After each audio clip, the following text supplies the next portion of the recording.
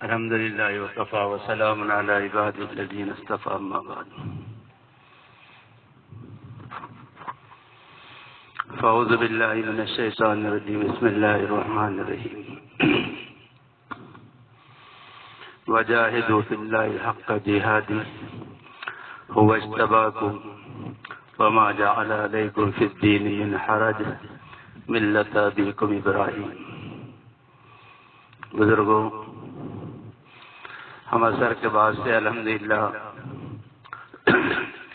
دین کی عنوان پر باتیں سن رہے ہیں. اللہ ہمیں اس پر عمل کی توفیق عطا فرمائے. اصل میں اللہ کا معاملہ جو ہے وہ بندے کے گمانوں کے مطابق ہوتا ہے. بندہ اگر یہ سوچتا ہے کہ میری دعا قبول ہوگی تو اللہ قبول کر لیتے ہیں، اور بندہ یہ سوچتا ہے کہ پتہ نہیں قبول ہوتی کہ نہیں ہوتی تو اللہ کہتے یہ تو خود شک میں پڑا ہوا ہے، اس لیے اس کی دعا کیا قبول کرے. تو جس طرح اور اعمال ہے اسی طرح دعا بھی ایک عمل ہے. جب آدمی کسی عمل کے تعلق سے ٹھان لیتا ہے کہ مجھے یہ کرنا ہے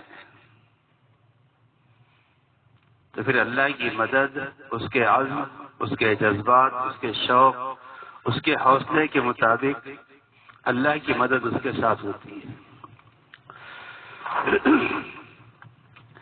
اس لیے کہ یہ اللہ کا وعدہ ہے قرآن میں کہ ہم ایمان والوں کی مدد کریں گے. ہم ایمان والوں کی مدد کریں گے، یہ اللہ کا وعدہ ہے. اللہ نے جس طرح نبیوں کی، رسولوں کی مدد کی، ان کے نقش قدم پر جو چلے گا اللہ اس کی بھی مدد کریں گے، یہ اللہ کا وعدہ ہے.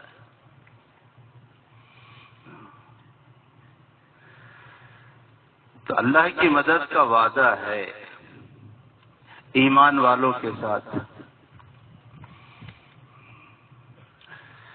ہم سب ایمان والے ہیں،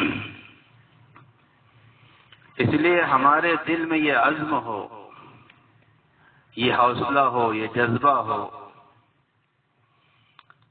کہ ہم ایمان والے ہیں. ایمان کے مطابق ہم جو کام کریں گے، جو عمل کریں گے، اس عمل کے ساتھ اللہ کی مدد لازمی اور یقینی ہے. اللہ کی مدد آئے گی، اور اللہ کی مدد کی کوئی ایک شکل متعین نہیں ہے کہ اللہ کی مدد کی کوئی ایک ہی شکل ہو. مختلف شکلیں ہیں اللہ کی مدد کی. کہیں اللہ کی مدد آئی فرشتوں کی شکل میں، کہیں اللہ کی مدد آئی اونگ کی شکل میں، ایسی اونگ تاری ہوئی کہ ہاتھوں میں سے اوزار گر جا رہے. اس کے بعد پھر ایک دم چوکنا چست چوبند ہو گئے، کرتی آ گئی. تو اس کی مدد کی مختلف شکلیں ہوتی ہیں. تو مسئلہ ہمارے اپنے عزم و ارادے پر ہے. انما الاعمال بالنیات، نیت دل کے ارادے کا نام ہے، دل کے عزم کا نام ہے، دل کے اندر کی پختگی کا نام ہے. کہ جب ہم اندر سے کسی چیز کا عزم کر لیتے ہیں، ارادہ کر لیتے ہیں، تو کہتے نا جو عزم ارادہ کر لیتا ہے تو اس کے لیے پتھر کی چٹان سے، پہاڑ کی چٹان سے دودھ کی نہر نکالنا بھی آسان ہو جاتا ہے.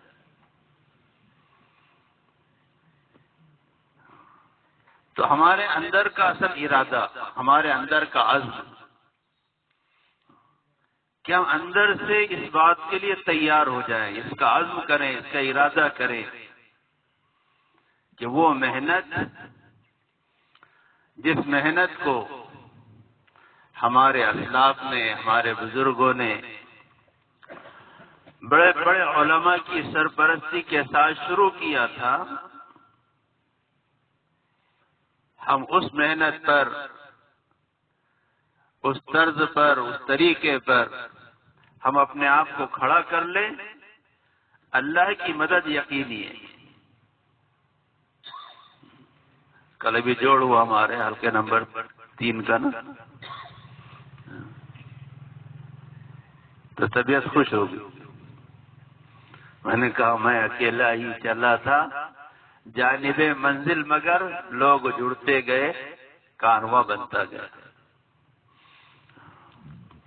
یہ اتنے لوگوں کا جمع ہونا یہ اللہ کی مدد سے ہے، نہ آپ کے بس کی چیز ہے، نہ میرے بس کی چیز ہے، نہ منبع والوں کی۔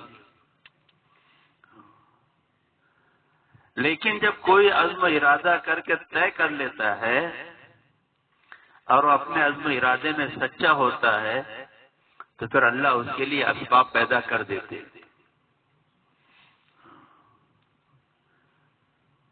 میری طلب بھی کسی کے کرم کا صدقہ ہے، یہ قدم خود نہیں اٹھتے، اٹھائے جاتے ہیں۔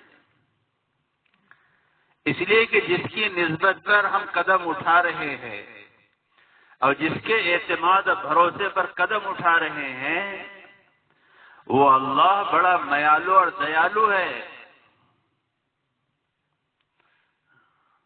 اس کو بہت محبت ہے اپنے بندوں سے، اس کی محبت کا کوئی انداز ہی نہیں، حد ہی نہیں کہ اس کو کتنی محبت ہے اپنے بندوں سے۔ اور صرف محبت ہی نہیں ہے، وہ قدردان بھی ہے، قدردان بھی ہے۔ ایسا قدردان ہے کہ وہ کہتا ہے میرے بندے تو ایک بالش سے بڑھے گا تو میں ایک ہاتھ بڑھوں گا۔ حالانکہ بندے کی کیا حیثیت، وہ تو خالق ہے، مالک ہے، ساری کائنات اور ساری کائنات کے سارے خزانے اس کی ملک میں ہیں۔ لیکن کیسا قدردان کہ ایک گناہ گار بندہ بھی اپنے سارے گناہوں کے بوجھ کے ساتھ اگر ایک بالش اس کی طرف بڑھتا ہے تو ایک ہاتھ بڑھتا ہے، تو ایک ہاتھ بڑھے گا تو وہ 2 ہاتھ بڑھے گا۔ میرے بندے تو اگر چل کر آئے گا تو میں دوڑ کر آؤں گا۔ وہ ایسا میالو اور دیالو ہے، وہ ایسا قدردان ہے۔ اس لیے ہمارے اندر کے جب عزم صحیح ہوتے ہیں، سچے ہوتے ہیں، اس لیے کہ وہ اندر کو دیکھتا ہے، جس کو کوئی نہیں دیکھتا اس کو وہ دیکھتے، جس کو کوئی نہیں دیکھتا اس کو وہ دیکھتے۔ بیوی شوہر کے دل میں کیا ہے نہیں جانتی، شوہر نہیں جانتا بیوی کے دل میں کیا ہے۔ باپ اور بیٹے کی اتنی محبت ہوتی ہے لیکن باپ کے دل میں جو ہے وہ بیٹا نہیں جانتا، اور بیٹے کے دل میں جو ہے باپ نہیں جانتا، لیکن وہ کائنات کا خالق و مالک وہ اندر کو جانتا ہے۔ وہ دیکھتا ہے یہ اس کے اندر کیا ہے، اور ادھر سے جو فیصلے ہوتے ہیں وہ اندر کے اوپر ہوتے ہیں۔ اندر کیا ہے اس پر فیصلے ہوتے ہیں۔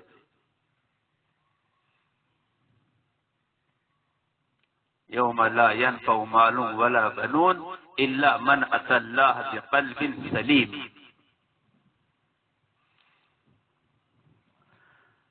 تو دنیا میں بھی فیصلے دلوں کے اعتبار سے ہوتے ہیں، آخرت میں فیصلے دلوں کے اعتبار سے ہوتے ہیں۔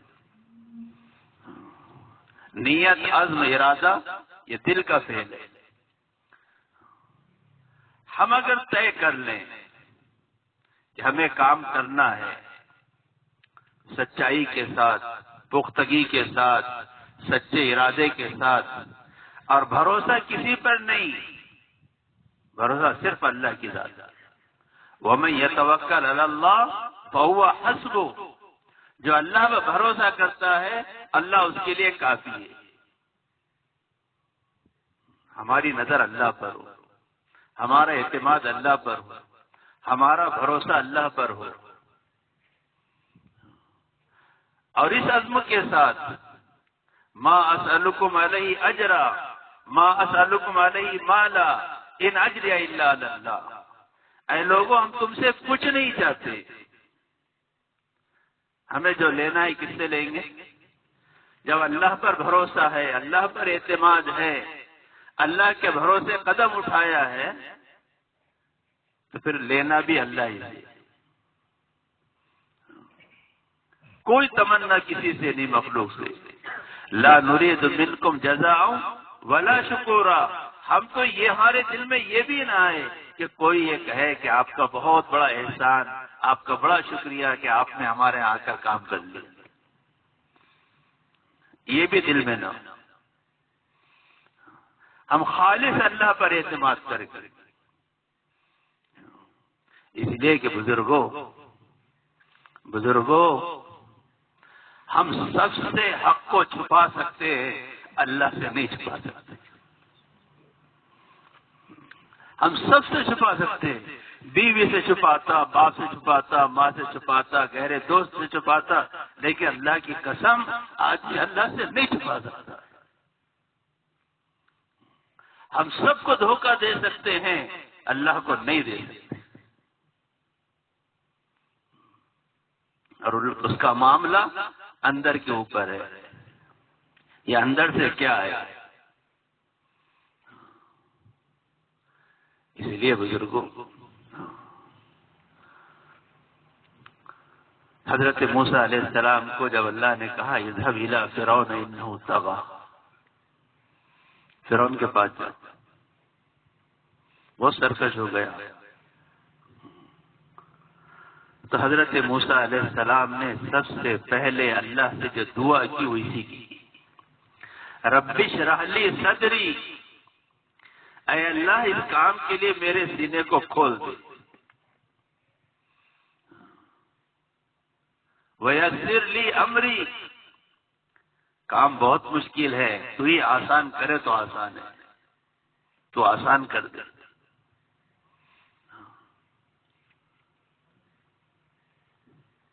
تو دل کا معاملہ ہے. ہم سچے پکا عزم ارادہ کر لیں تو دنیا کی کوئی طاقت روک نہیں سکتی. بے خطر کود پڑا آتش نمرود میں عشق، عقل ہے محو تماشائے لبے بام بھی. اندر سے عزم کر لے، سچا پکا ارادہ کر لے، اور جس کے اعتماد پر کیا، جس کے بھروسے پر کیا، اسی سے لو لگائے، اسی سے مانگے، تو وہ اللہ تو اللہ ہے. ایک ہی چیز ہے، ایک کے لیے راحت بناتا، دوسرے کے لیے عذاب بنا دیتا. ایک ہی چیز ہے کہ حضرت موسیٰ علیہ السلام پوری قوم کے ساتھ اس دریا سے پار ہو جا رہے ہیں. ابھی راستے جیسے کہ ویسے ہی ہے. ایک کو نجات کا ذریعہ بنایا اور ایک کے لیے ہلاکت کا ذریعہ بنایا. وہ ایسی قدرت، ایسی طاقت والا ہے، وہ خوب جانتا ہے. اسی لیے ہمارے اندر کے عزائم، اندر کے ارادے، اندر کی پختگی، یہ بہت ضروری ہے. اس سے استقامت بھی ہوگی، اس سے جماؤ بھی آئے گا، اس میں کرنے کو دل بھی چاہے گا، اور کرتے کرتے آدمی کی نظریں مخلوق کی طرف نہیں جائے گی، خالق ہی کی طرف جائے گی. جب بھی اس کو ضرورت پڑے یا نہ پڑے، یہ اللہ کے سامنے ہاتھ پھیلائے.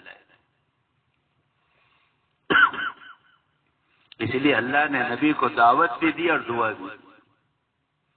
دعوت کا کام بھی دیا اور دعا کی طاقت بھی دی.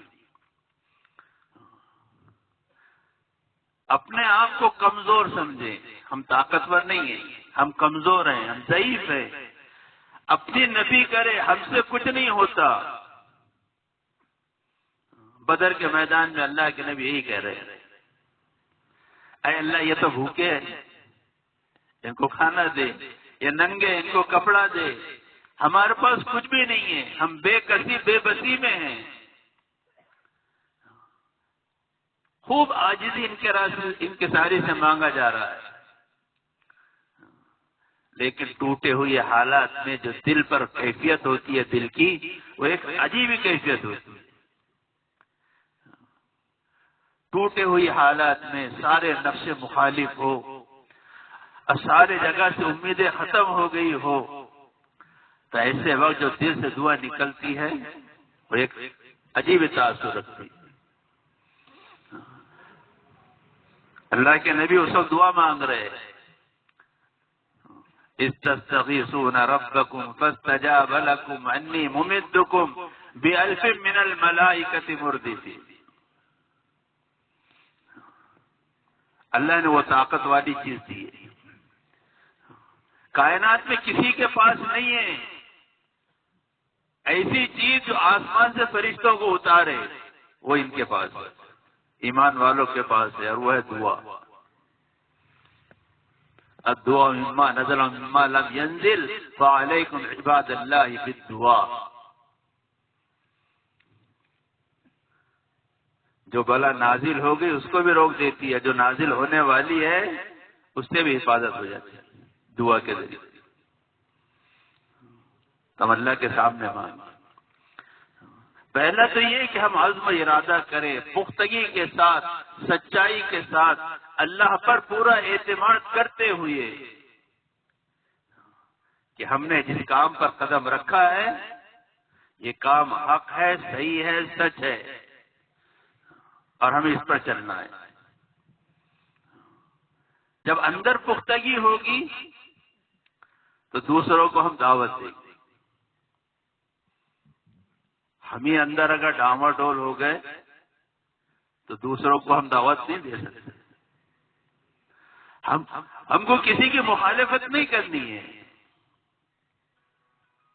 ہمیں کسی کو برا بھلا نہیں کہنا ہے، اس لیے کہ ہمارے کام کی بنیاد ہے اخوت اور محبت، ہمدردی اور بھائی چارہ. یہ کام کی بنیاد ہے. دعوت کے کاموں کی بنیادوں میں سے ایک بڑی بنیاد ہے. جس طرح اتحاد فکر ہے، اجتماع قلوب ہے، ایسی اس کام کی بنیاد یہ ہے کہ ہمارے دل میں کسی کی نفرت نہیں. ہم سب کو سینے سے لگائیں گے اس کے ایمان کی نسبت کی وجہ سے. ہمارے یہاں نفرتیں نہیں ہیں، ہمارے یہاں عداوتیں نہیں ہیں.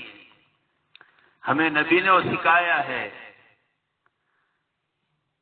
کہ آپ نے گالیاں کھا کر دعائیں دی، پتھر مرنے والوں کو پھول برسائے، ہم ان کے نام لیوا ہیں، ان کے نقش قدم پر چل رہے ہیں. ہم اپنے ہاتھ سے اپنی زبان سے کسی کو تکلیف نہیں پہنچائیں گے، لیکن اپنا کام بھی نہیں چھوڑیں گے. کام ہم اپنا کریں گے تو پھر اللہ راستے نکالے. اس کائنات میں مخلوق کا سب سے زیادہ خیر خواہ اگر کوئی ہوتا ہے تو اللہ کے بعد وہ نبی ہوتے ہیں، انبیاء ہوتے ہیں. خیر خواہی سب کے ساتھ، ہمدردی سب کے ساتھ. اس لیے ہمارے اندر بدلے کی بھاونا نہ ہو، بدلے کے جذبات نہ ہو کہ ہم بدلہ لیں گے. نہیں، یہ چیز ہے ہی نہیں ہمارے. ہم تو پیار سے، محبت سے، اخلاق سے، الفت سے، میٹھے بولوں سے، نرمی سے اپنے بھائیوں کو دعوت دیں گے، بلائیں گے. کوئی ہمیں دھتکارے وہ اس کا عمل ہے، ہمارا عمل نہیں. امیر صاحب ایک جملہ اکثر کہتے تھے، حضرت مشیر خان صاحب، لوگ تمہارے راستے میں کانٹے بچھائے، تم نے مت بچھانا ورنہ دنیا کانٹوں سے بھر جائے گی. تو ہم کانٹے نہیں بچھائیں گے، ہم تو کانٹوں کو صاف کریں گے. محبت اخلاق کے ساتھ کرنا ہے، پختگی کے ساتھ کرنا ہے. اور الحمدللہ اس پر پورا اطمینان رکھیں کہ جس طرح شروع سے لے کر تقریباً 70 سال تک جس کام کے ساتھ دنیا کے بڑے بڑے علماء ربانیین کی تائید رہی ہے، ہم نے جس کام کو لے کر ہم کھڑے ہوئے ہیں، آج بھی ان سارے علماء ربانیین کی تائید اس کے ساتھ۔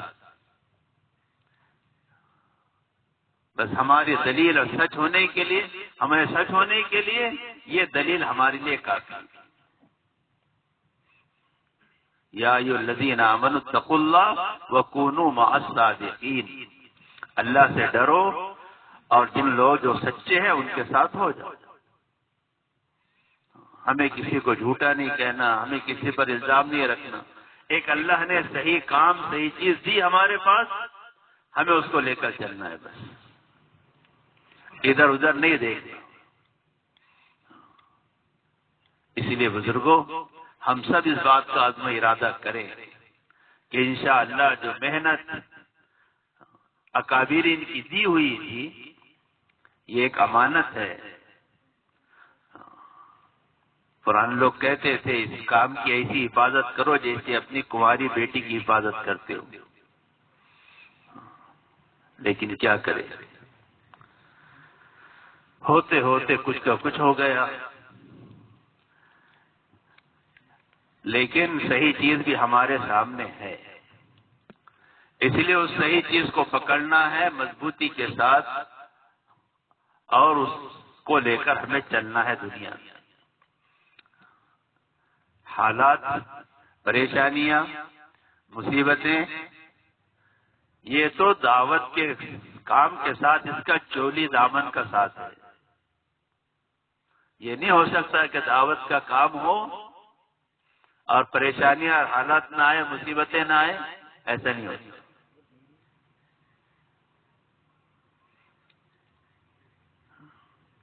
ام حسبتم ان تدخلوا الجنة ولما يأتكم مثل الذين خلوا من قبلكم مستهم البأساء والضراء وزلزلوا حتى يقول الرسول والذين آمنوا معه متى نصر الله۔ اللہ کرے کیا تم نے گمان کر رکھا ہے کہ جنت یوں ہی مل جائے گی اور کوئی حالات تمہارے اوپر نہیں آئے؟ یہ نہیں ہو سکتا، ہوگی، پریشانی آئے گی، تکلیفیں آئے گی، اپنوں کے طرف سے بھی آئے گی، دشمنوں کے طرف سے بھی آئے گی۔ اور ان ساری پریشانیوں میں آدمی کا جمع رہنا، اسی کا نام استقامت ہے۔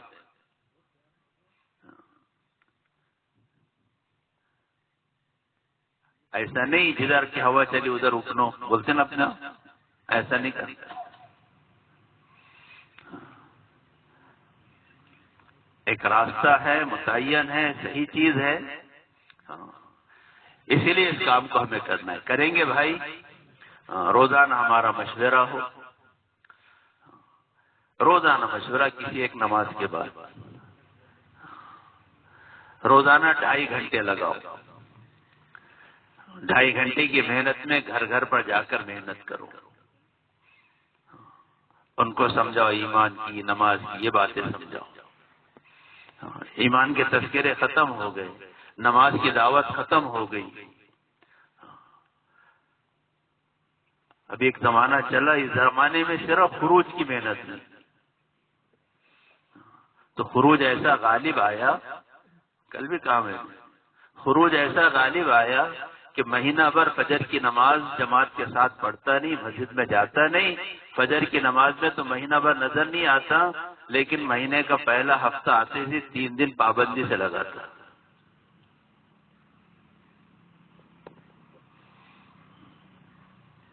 حالانکہ یہ ساری محنت جناب رسول اللہ صلی اللہ علیہ وسلم کے لائے ہوئے دین کو سب سے پہلے اپنی زندگی میں داخل کرنا، اور پھر اسی کے ساتھ چل پھر کر دوسروں کی زندگی میں داخل کرنے کی محنت کرنا۔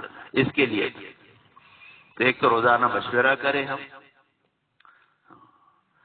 مشورے میں ہماری سب سے پہلی فکر یہ ہو کہ مسجد کے اطراف میں جتنے بالغ مرد ہیں، یہ سب کے سب مسجد میں نماز پڑھنے والے بن جائیں، عورتیں، مائیں، بہنیں گھروں میں نماز پڑھیں۔ مسجد کی جو آبادی ہے،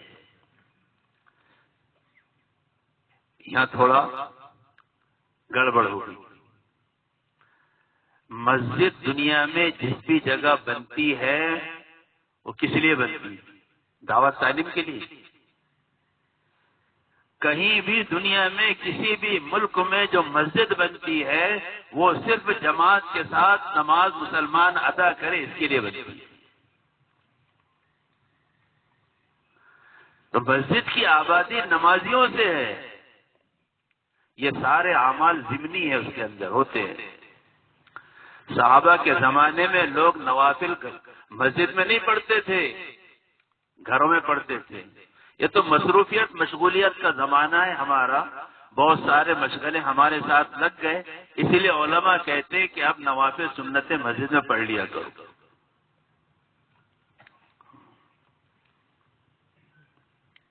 یہ ہمارے ذہن کو منتشر کیا جا رہا ہے۔ مسجدوں کی آبادی نمازیوں سے ہے۔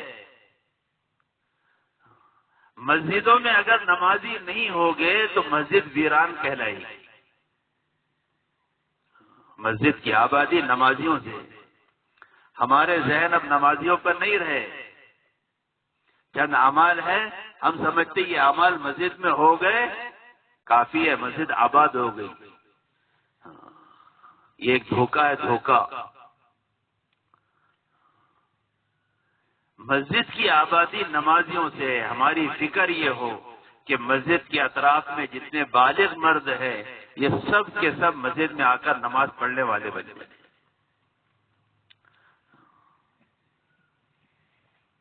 اس کا تعلق مسجد سے ہو جائے۔ مائیں بہنیں گھروں میں نماز کا اہتمام کریں۔ ابھی اجتماع کے ٹائم پر بات چلی تھی نا بھائی، 100% نماز کا عزم کریں، گھر گھر جا کر اس کی دعوت دیں۔ اجتماع ختم ہو گیا، دعوت ختم ہو گئی کیا؟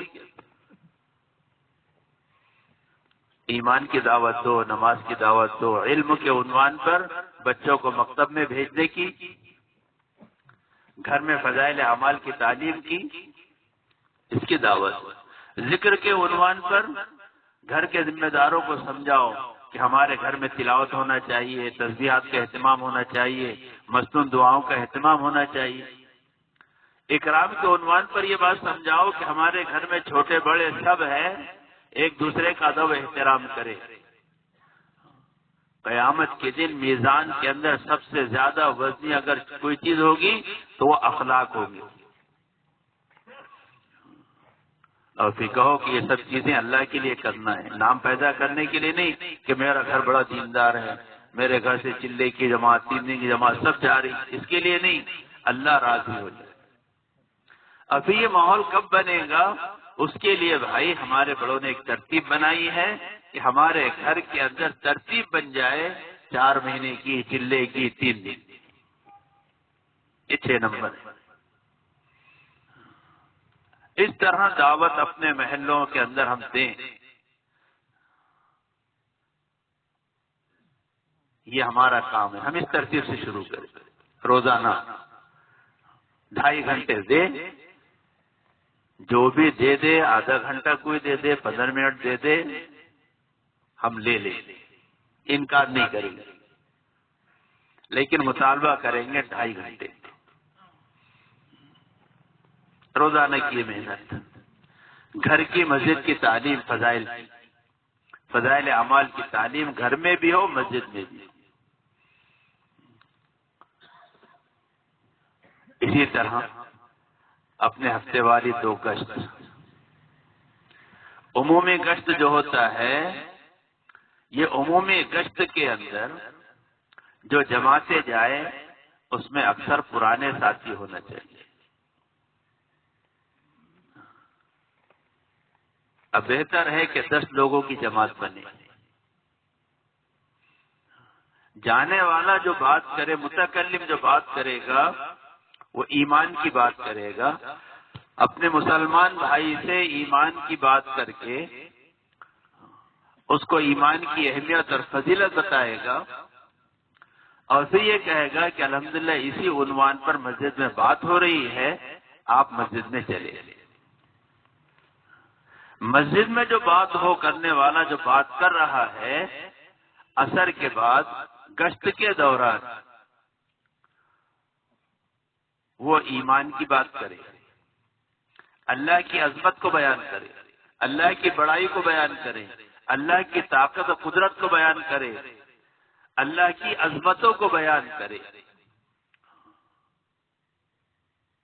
وہ اس عنوان پر بات کرے۔ ایمان کی بات یہاں بھی ہو، ایمان کی بات وہاں بھی ہو۔ یہ نہیں کہ یہاں بیٹھے اور دوسری باتیں شروع ہو گئی، نہیں، کہا عصر کے بعد بات کرنے والا بھی ایمان کی بات کرے گا جس سے ہمارے ایمان میں اضافہ ہو۔ اس کا راستہ کیا ہے؟ اللہ کی عظمت کو بیان کرے، اللہ کی بڑائی کو بیان کرے، اللہ کی قدرت کو بیان کرے، اللہ کی طاقت کو بیان کرے، اللہ نے اسباب کے خلاف جو نبیوں کی مددیں کی ہے اس کو بیان کرے۔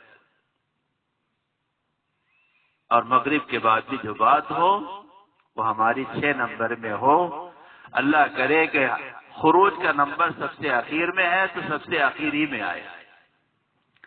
ہلکی سی پہلے ایمان کی بات کرو، نماز کی بات کرو، علم و ذکر کی بات کرو، اکرام کی کرو، اخلاص کی کرو، اور اخیر میں تشکیل۔ لیکن ایک ماحول بنا، بیٹھتے ہی آدمی شروع کر دیتا ہے دین تو قربانیوں سے پہلا ہے، تو بس اب وہ جو 6 نمبر پہ گیا تو 4 نمبر کو اس نے لپیٹ کے رکھ دیا۔ نہیں بھائی، امت کے سامنے ایمان بھی آنا چاہیے، نماز بھی آنا چاہیے، علم سے کیا چاہا جا رہا وہ بھی آنا چاہیے، اکرام سے کیا مقصود ہے وہ بھی آنا چاہیے، اخلاص سے کیا چاہا جا رہا ہے، تاکہ محنت کرنے والوں کے سامنے یہ بات رہے کہ ہمیں محنت ان چیزوں کو لانے کے لیے کرنا ہے، ان چیزوں کو چھوڑ کر نہیں کرنا ہے۔ جب ان چیزوں کو چھوڑ دیا گیا تو پھر نہ ایمان بنا، نہ نماز بنی، نہ علم کا شوق پیدا ہوا، نہ اہل علم سے شوق کے بجائے بغض پیدا ہو گیا۔ اکرام تو کیا پیدا ہوتا، ہم نے بغیر غسل کفن کے اس کو دفن کر دیا اکرام کو، اور اخلاص تو اللہ رحم کرے۔ جب یہ 5 نمبر ہم نے اپنے بیانات میں اور اپنے مذاکروں میں ختم کر دیے اور صرف قربانی اور قربانی ہی رکھی تو یہ 5 نمبر امت میں نظر نہیں آ رہا۔ اس لیے بیان میں بھی ہمارے 6 نمبروں کا عنوان ہو، یہ 6 نمبر ہمارے لیے باؤنڈری ہے، 6 نمبر کے باہر نہ جائے، اور اپنے مہینے کا ہفتہ طے کر کے 3 دن کی ترتیبیں بنائیں۔ کریں گے بھائی؟ اب یہ بتاؤ کہ بھائی خروج سے کسی کو انکار نہیں ہے، لیکن ہم یہ کہتے ہیں کہ خروج ہے 6 نمبر ہے 5 نمبروں کو زندگی میں لانے کے لیے۔ ان کو چھوڑ کر 6 نمبر کوئی حقیقت نہیں رکھتا۔ ماں الیاسہ رحمت اللہ علیہ کا ملفوظ موجود ہے، پڑھ لینا۔ حضرت نے یہ فرمایا اگر ہمارے کام میں سے علم اور ذکر کو نکال دیا جائے تو یہ آوارہ گردی کے سوا اور کچھ نہیں رہے۔ علم کو رکھا تھا اس لیے تاکہ علماء سے جوڑ پیدا ہو، اور ذکر کو رکھا تھا اس لیے تاکہ خانقاہ والوں سے تعلق پیدا ہو۔ اس لیے کہ دنیا میں دین کے پھیلنے کے یہی 3 بڑے بڑے شعبے ہیں، ایک ہے مدارس، دوسرا ہے خانقاہ، اور تیسری ہے دعوت تبلیغ۔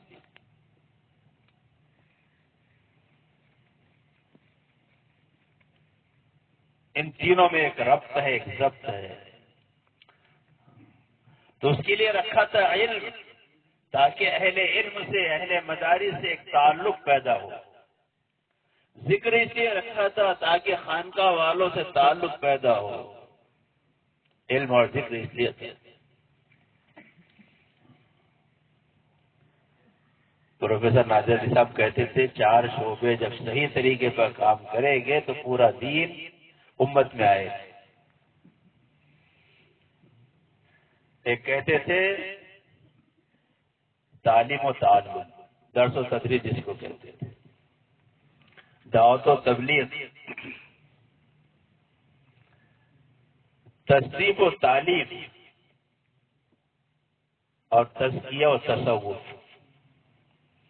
ایک لائن تزکیہ و تصوف خانقاہ کی، ایک لائن درس و تدریس تعلیم و تعلم مدارس کی، ایک لائن دعوت و تبلیغ کی، اور ایک لائن تزکیہ اور تصنیف و تعلیم کی، کہ امت کے سامنے کتابیں بھی صحیح آنی چاہیے، امت کے سامنے کتابیں بھی صحیح آنی چاہیے۔ اس لیے مولانا الیاس صاحب رحمۃ اللہ علیہ نے حضرت شیخ کے باوجود بہت زیادہ مصروفیات کے یہ کہا تھا کہ زکریا تجھے دعوت و تبلیغ کے عنوان پر کتابیں لکھنی ہیں۔ مولانا الیاس رحمۃ اللہ علیہ نے حکم دیا تھا حضرت شیخ کو،